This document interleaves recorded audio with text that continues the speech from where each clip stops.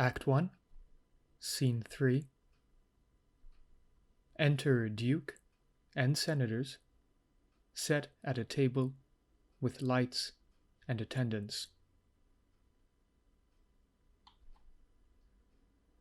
There is no composition in these news that gives them credit.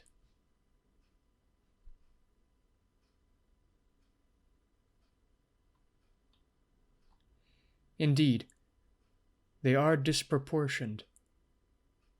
My letters say 107 galleys, and mine 140, and mine 200.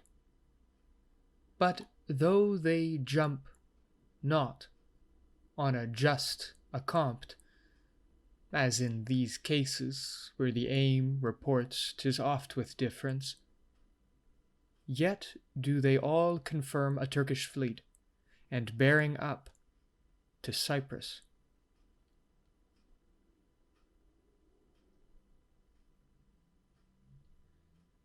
Nay, it is possible enough to judgment. I do not so secure me in the error, but the main article I do approve in fearful sense.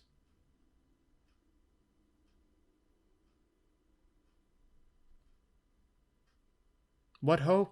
What ho! What ho! A messenger from the galleys. Enter a sailor. Now, what's the business?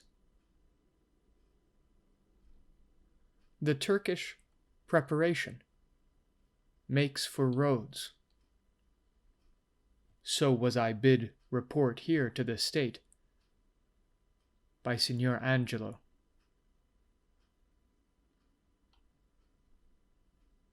How say you by this change?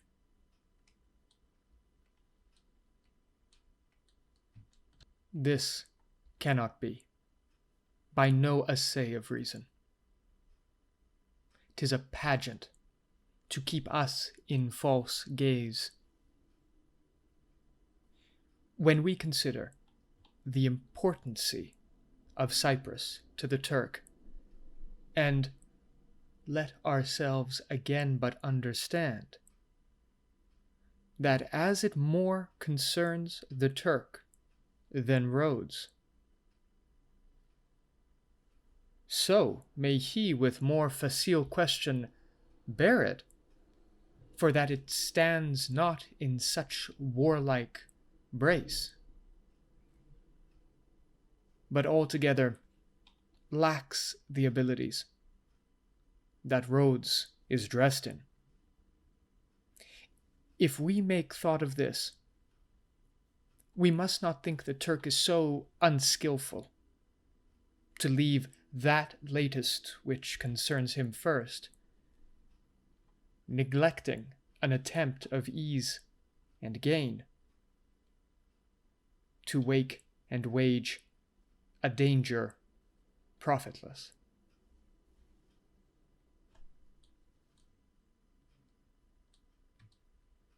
Nay, in all confidence, he's not for Rhodes. Here is more news. Enter a messenger. The Ottomites, reverend and gracious, steering with due course toward the Isle of Rhodes, have there enjointed with an after fleet. Aye, so I thought. How many, as you guess?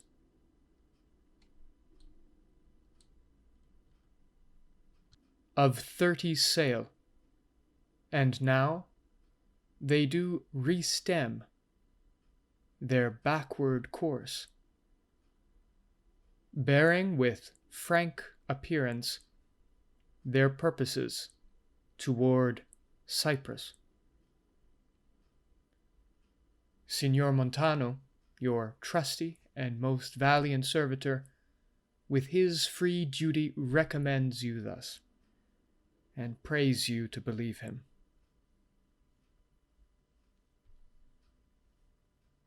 'Tis certain, then, for Cyprus. Marcus Lucius, is not he in town? He is now in Florence. Write from us to him post haste dispatch. Here comes Brabantio, and the valiant Moor. Enter Brabantio, Othello, Cassio, Iago, Rodrigo, and officers. Valiant Othello, we must straight employ you against the general enemy Ottoman. I did not see you. Welcome, gentle signor. We lacked your counsel and your help tonight. So did I yours. Good your grace, pardon me. Neither my place, nor aught I heard of business, hath raised me from my bed, nor doth the general care take hold on me. For my particular grief is of so floodgate and o'erbearing nature, that it engluts and swallows other sorrows, and yet is still itself.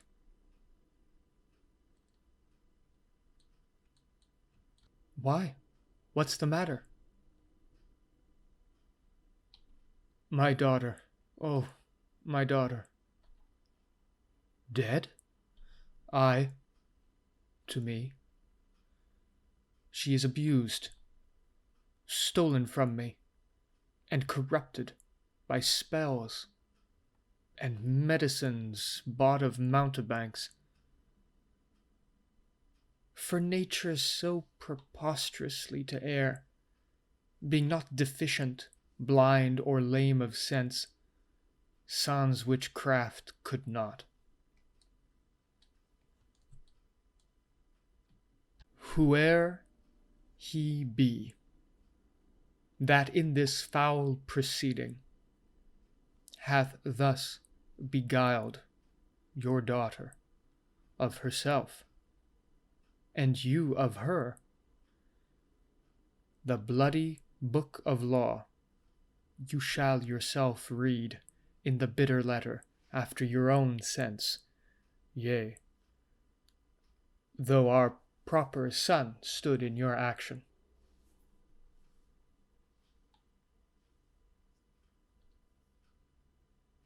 Humbly I thank your grace. Here is the man, this Moor, whom now it seems your special mandate for the state affairs hath hither brought.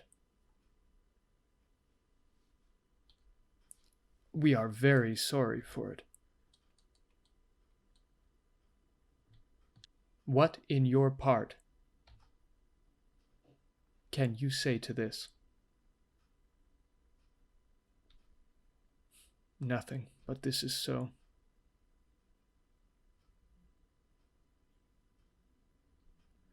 Most potent, grave, and reverend signors, my very noble and approved good masters,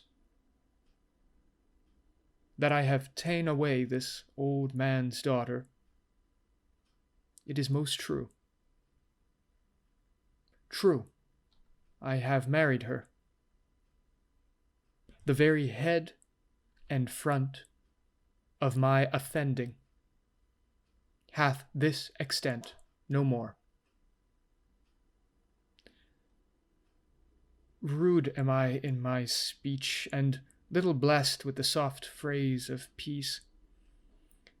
For since These arms of mine had 7 years' pith, till now some 9 moons wasted. They have used their dearest action in the tented field.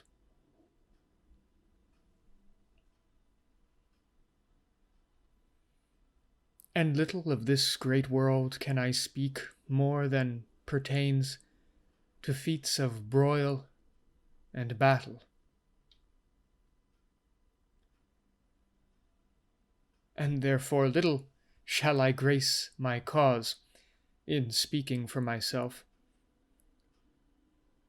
Yet, by your gracious patience, I will a round, unvarnished tale deliver of my whole course of love. What drugs, what charms, what conjuration, and what mighty magic, for such proceedings I am charged withal, I won his daughter.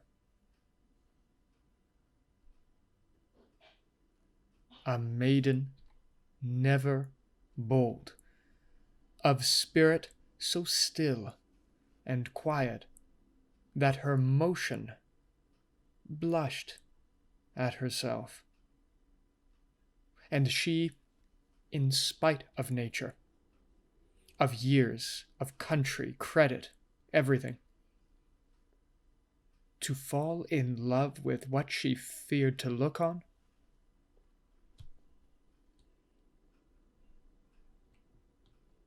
It is a judgment maimed and most imperfect that will confess perfection so could err against all rules of nature,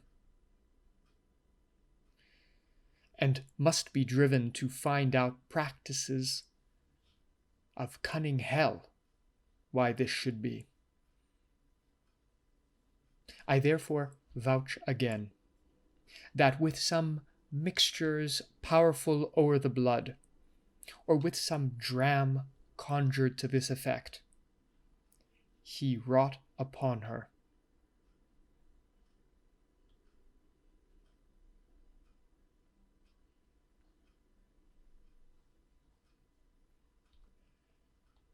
To vouch this is no proof without more wider and more overt test than these thin habits and poor likelihoods of modern seeming do prefer against him.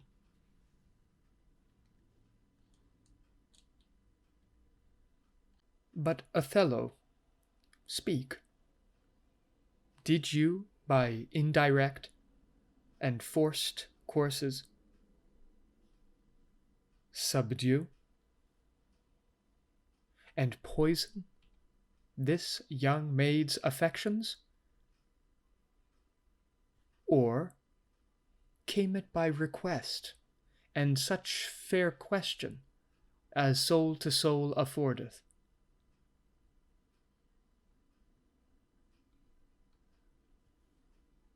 I do beseech you, send for the lady to the Sagittary, and let her speak of me before her father. If you do find me foul in her report, the trust, the office I do hold of you, not only take away, but let your sentence even fall upon my life.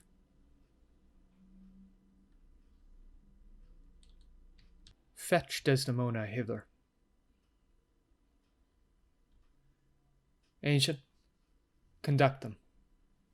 You best know the place. Exit Iago with 2 or 3 attendants. And till she come, as truly as to heaven I do confess the vices of my blood, so justly to your grave ears I'll present how I did thrive in this fair lady's love, and she in mine.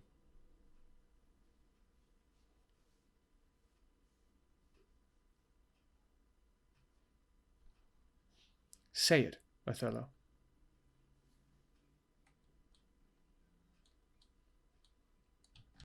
Her father loved me, oft invited me, still questioned me, the story of my life from year to year, the battles, sieges, fortunes that I have passed. I ran it through, even from my boyish days to the very moment that he bade me tell it, wherein I spake of most disastrous chances, of moving accidents by flood and field, of hair-breadth scapes if the imminent deadly breach, of being taken by the insolent foe and sold to slavery, of my redemption thence, and with it all my travels' history, wherein of entrees vast and deserts idle, rough quarries, rocks, and hills whose heads touch heaven, it was my hint to speak. Such was the process.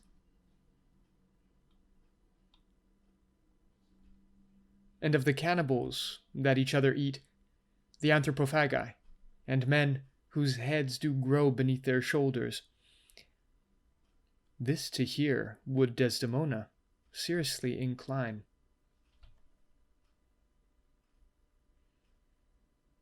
But still, the house affairs would draw her thence,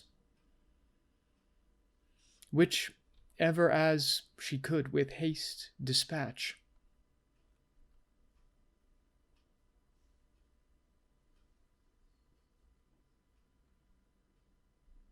She'd come again, and with a greedy ear devour up my discourse, which I, observing, took once a pliant hour, and found good means to draw from her a prayer of earnest heart that I would all my pilgrimage dilate, whereof by parcels she had something heard, but not intentively. I did consent, and often did beguile her of her tears, when I did speak of some distressful stroke that my youth suffered. My story being done, she gave me for my pains a world of sighs. She swore in faith 'twas strange, 'twas passing strange, 'twas pitiful, 'twas wondrous pitiful. She wished she had not heard it, yet she wished that heaven had made her such a man.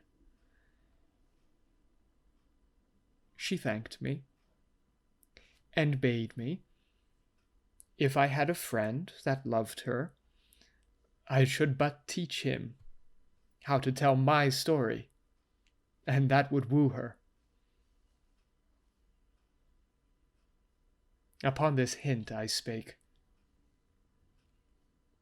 She loved me for the dangers I had passed, and I loved her that she did pity them.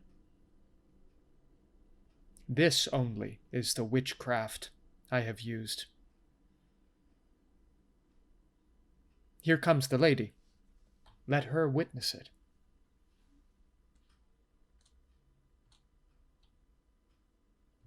Enter Desdemona, Iago, and attendants. I think this tale would win my daughter too. Good Brabantio, take up this mangled matter at the best. Men do their broken weapons rather use than their bare hands.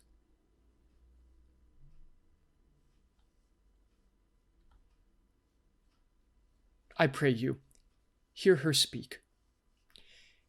If she confess that she was half the wooer, destruction on my head. If my bad blame, light on the man.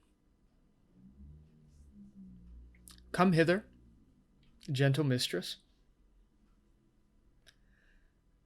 Do you perceive in all this noble company where most you owe obedience?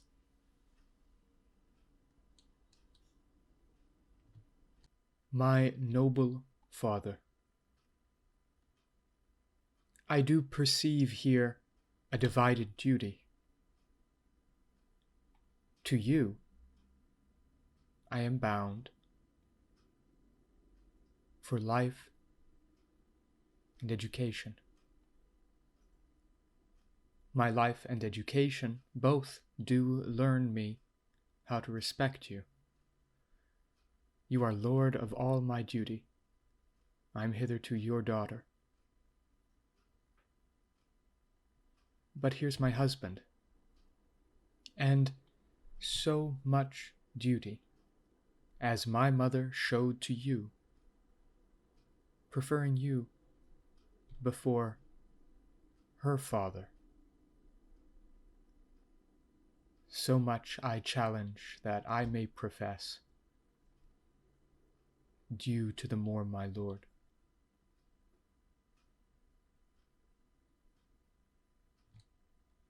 God be, I have done. Please it, your grace, on to the state affairs. I had rather to adopt a child than get it. Come hither, Moor. I here do give thee that with all my heart, which, but thou hast already, with all my heart I would keep from thee. For your sake, Jewel, I am glad at soul I have no other child, for thy escape would teach me tyranny, to hang clogs on them. I have done, my lord.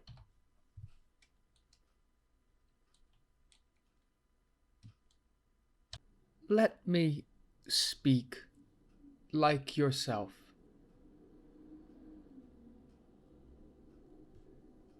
And lay a sentence,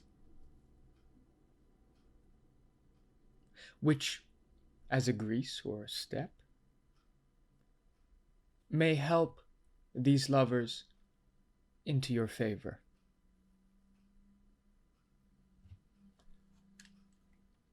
When remedies are past, the griefs are ended, by seeing the worst which late on hopes depended. To mourn a mischief that is past and gone is the next way to draw new mischief on.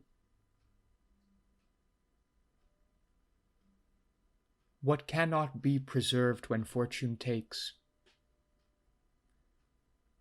patience her injury a mockery makes.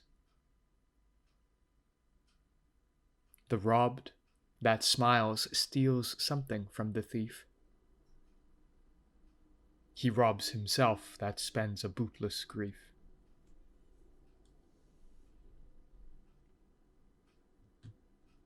So let the Turk of Cyprus us beguile.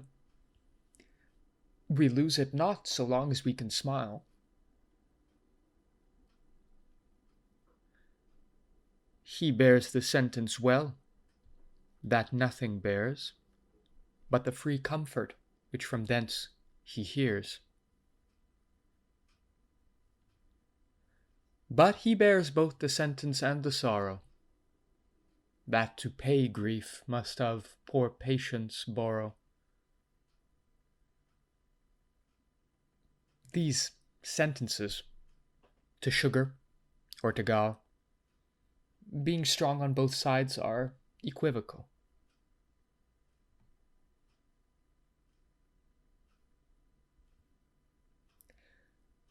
But words are words. I never yet did hear that the bruised heart was pierced through the ear. Beseech you now to the affairs of the state.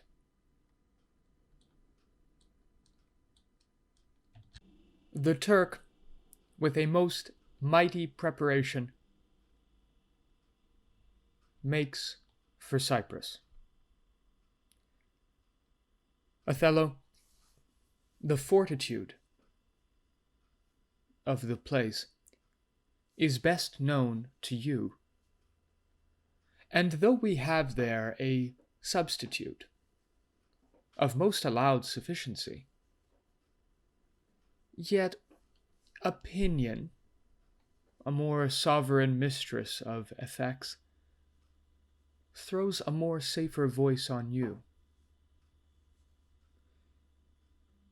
You must therefore be content to slubber the gloss of your new fortunes.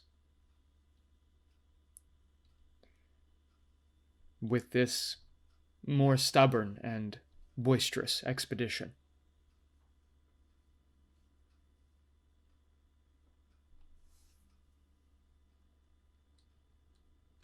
The tyrant custom, most grave senators, hath made the flinty and steel couch of war my thrice driven bed of down.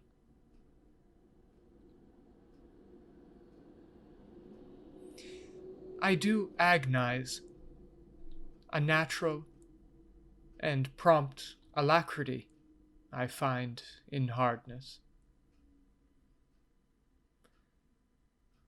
and do undertake these present wars against the Ottomites.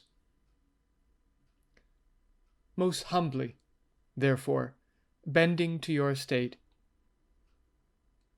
I crave fit disposition for my wife, due reference of place and exhibition, with such accommodation and besort as levels with her breeding.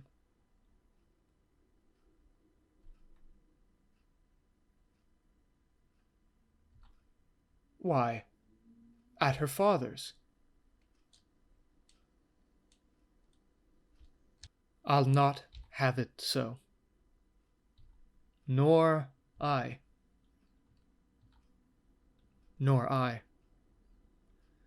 I would not there reside, to put my father in impatient thoughts, by being in his eye.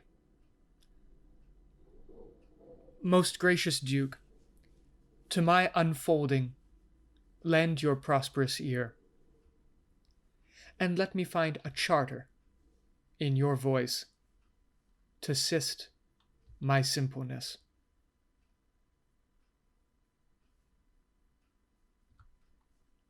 What would you, Desdemona? That I did love the more, to live with him. My downright violence and storm of fortunes may trumpet to the world.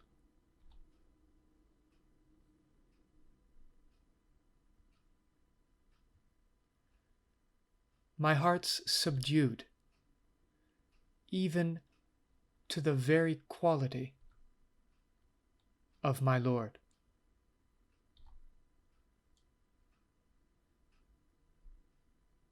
I saw Othello's visage in his mind,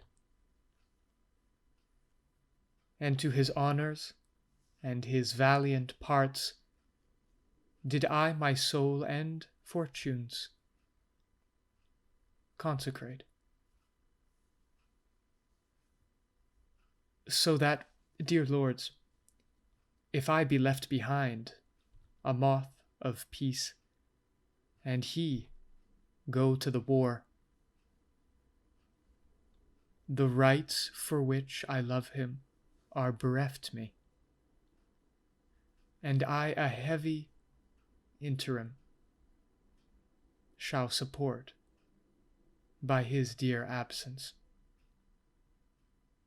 Let me go with him. Let her have your voice. Vouch with me, heaven. I therefore beg it not, to please the palate of my appetite, nor to comply with heat the young affects in my distinct and proper satisfaction, but to be free and bounteous to her mind. And heaven defend your good souls, that you think I will your serious and great business scant, for she is with me.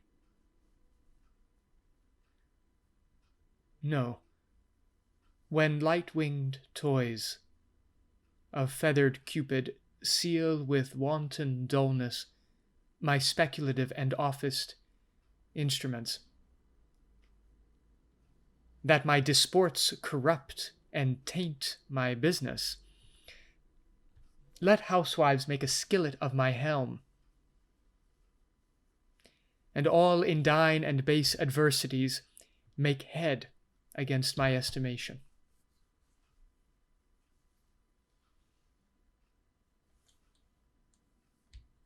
Be it as you shall privately determine, either for her stay or going. The fair cries haste, and speed must answer it. You must hence tonight. Tonight, my lord, this night, with all my heart. At 9 in the morning, here we'll meet again. Othello, leave some officer behind, and he shall our commission bring to you, with such things else of quality and respect as doth import you.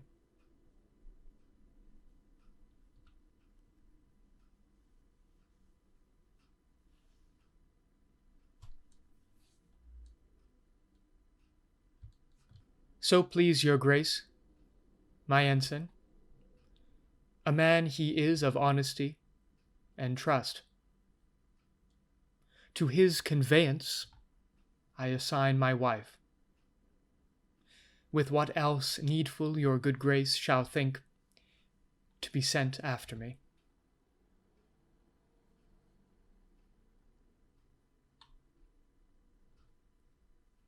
Let it be so. Good night to everyone. And, noble signor, if virtue no delighted beauty lack, your son-in-law is far more fair than black. Adieu, brave Moor. Use Desdemona well.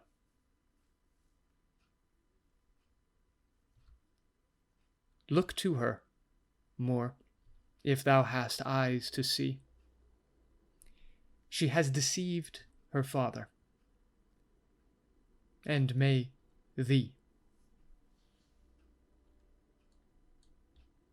My life upon her faith. Exit Duke, Brabantio, Cassio, senators, and attendants. Honest Iago, my Desdemona must I leave to thee. I prithee, let thy wife attend on her, and bring her after in the best advantage. Come, Desdemona, I have but an hour of love, of worldly matters and direction to spend with thee.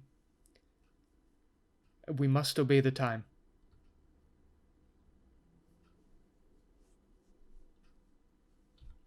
Exit Othello and Desdemona. Iago, what sayest thou, noble heart?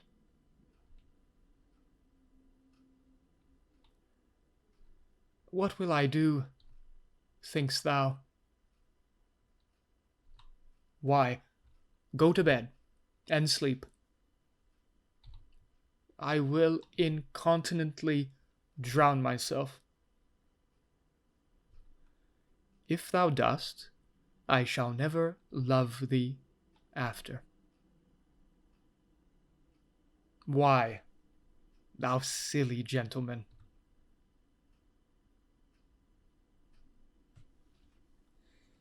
It is silliness to live, when to live is torment.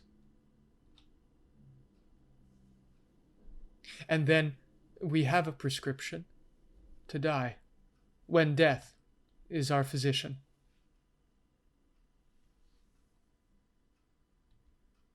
O villainous! I have looked upon the world for 4 times 7 years, and since I could distinguish betwixt a benefit and an injury, I never found a man that knew how to love himself. Ere I would say I would drown myself for the love of a guinea hen, I would change my humanity with a baboon.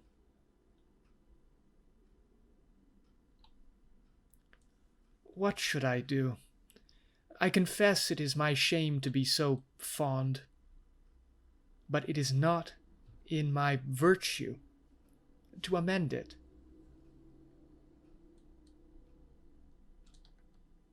Virtue? A fig!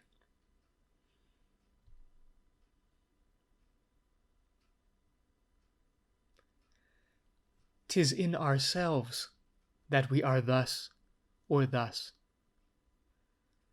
Our bodies are our gardens, to the which our wills are gardeners.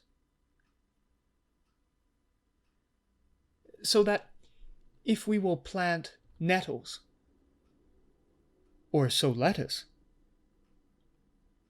set hyssop, and weed up thyme, supply it with one gender of herbs, or distract it with many, either to have it sterile with idleness, or manured with industry. Why, the power and corrigible authority of this lies in our wills. If the balance of our lives had not one scale of reason, to poise another of sensuality, the blood and baseness of our natures would conduct us to most preposterous conclusions. But we have reason to cool our raging motions, our carnal stings, our unbitted lusts. Whereof I take this, that you call love, to be a sect or scion.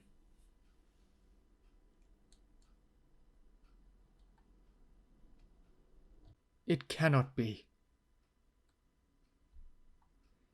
It is merely a lust of the blood and a permission of the will. Come, be a man. Drown thyself?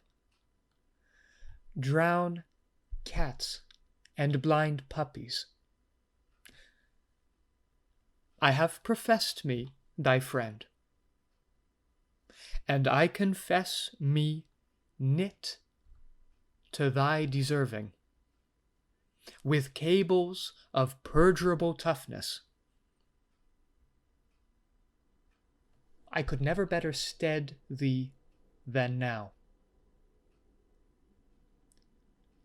Put money in thy purse.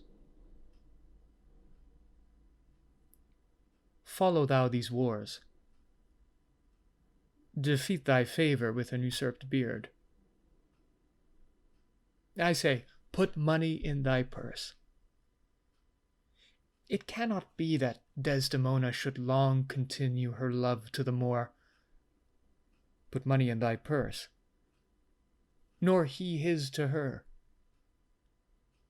It was a violent commencement, and thou shalt see an answerable sequestration. Put but money in thy purse. These Moors are changeable in their wills. Fill thy purse with money. The food that to him now is as luscious as locusts shall be to him shortly as acerb as the coloquintida. She must change for youth. When she is sated with his body, she will find the error of her choice. Therefore, put money in thy purse. If thou wilt needs damn thyself, do it a more delicate way than drowning. Make all the money thou canst. If sanctimony and a frail vow betwixt an erring barbarian and a super subtle Venetian be not too hard for my wits and all the tribe of hell, thou shalt enjoy her. Therefore make money. A pox of drowning thyself. It is clean out of the way. Seek thou rather to be hanged encompassing thy joy than to be drowned and go without her.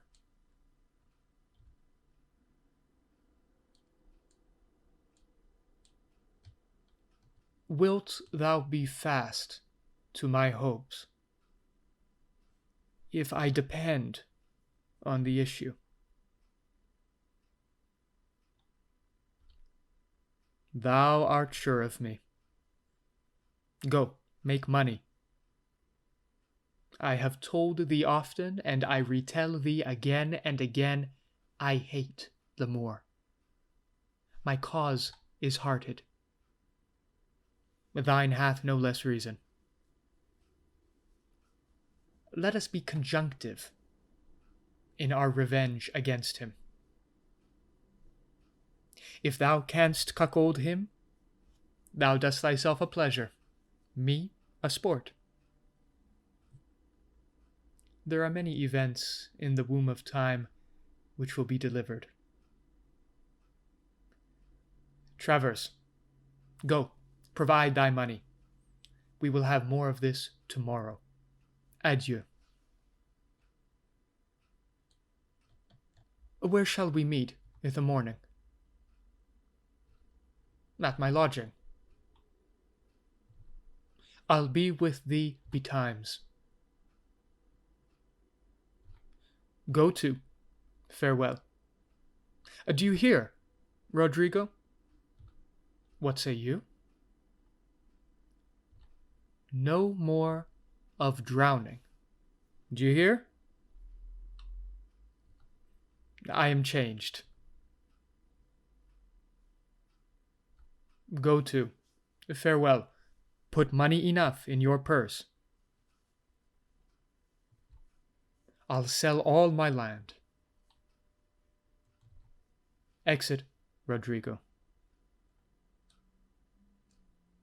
Thus do I ever make my fool my purse.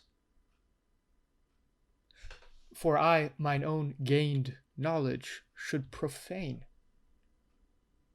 if I would time expend with such a snipe, but for my sport and profit.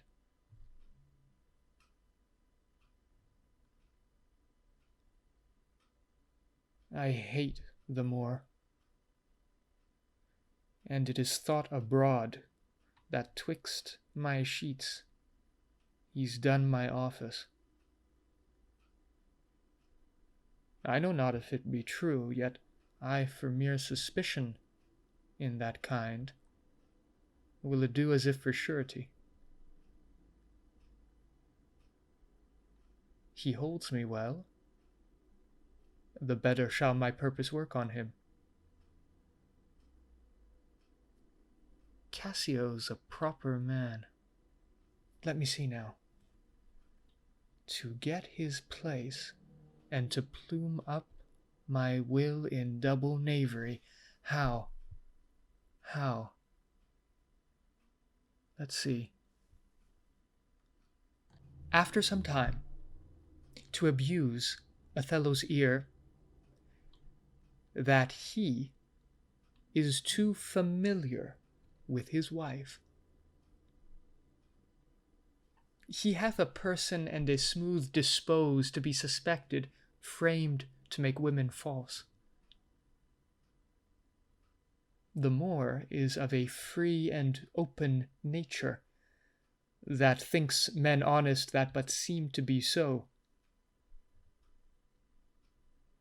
and will as tenderly be led by the nose as asses are.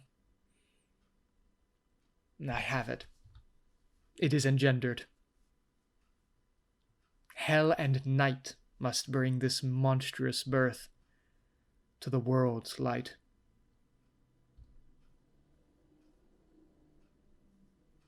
He exits.